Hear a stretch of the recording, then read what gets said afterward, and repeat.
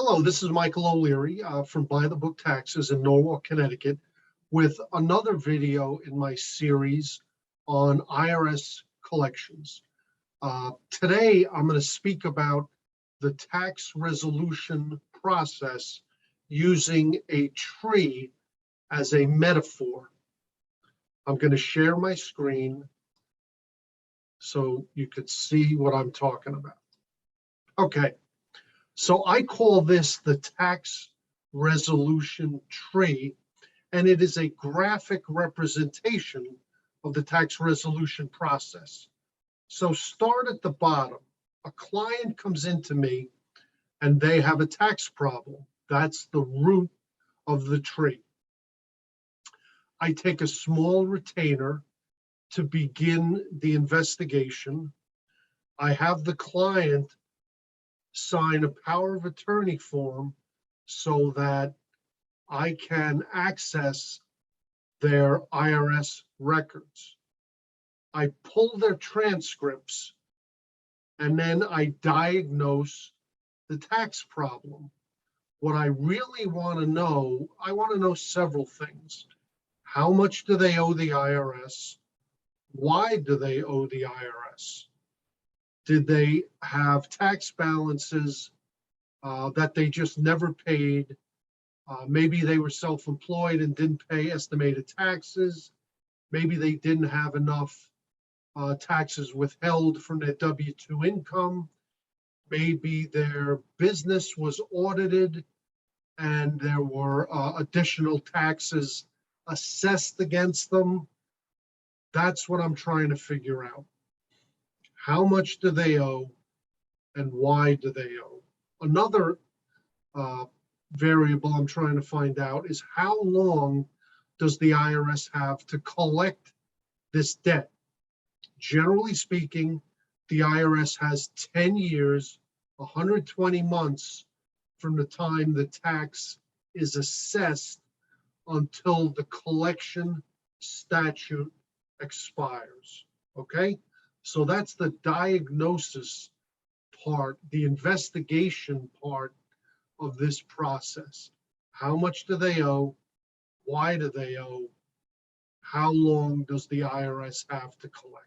So once I know what they owe, the next thing I have to do is a financial analysis to determine the taxpayer's ability to pay.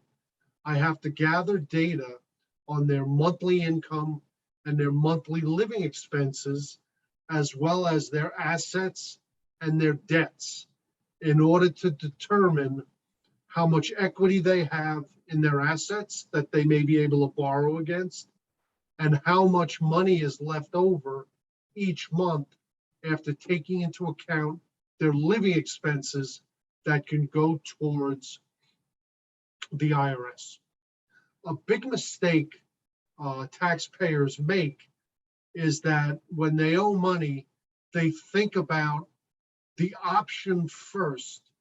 Oh, can we do an offer in compromise? Can we do this? Can we do that?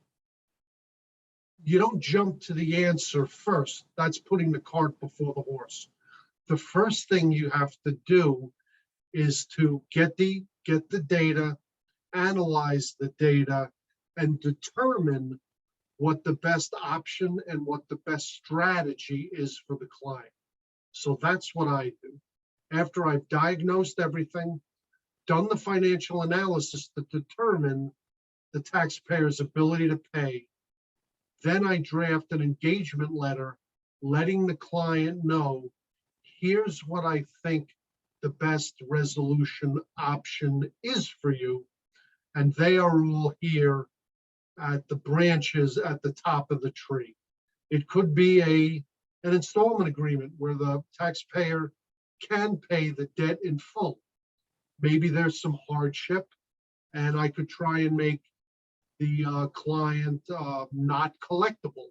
If having to pay the IRS would create a hardship in their living conditions, or would make it difficult for them to generate income in their business. If the tax debt is hung over from a prior marriage, a divorce, You could be looking at innocent spouse. Bankruptcy, depending on the situation, could be an option. If the client can't pay in full, maybe an offer in compromise is something that the client qualifies for.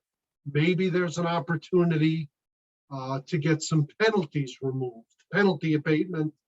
And the most important thing, before you offer any option to a client, is to make sure they're in compliance.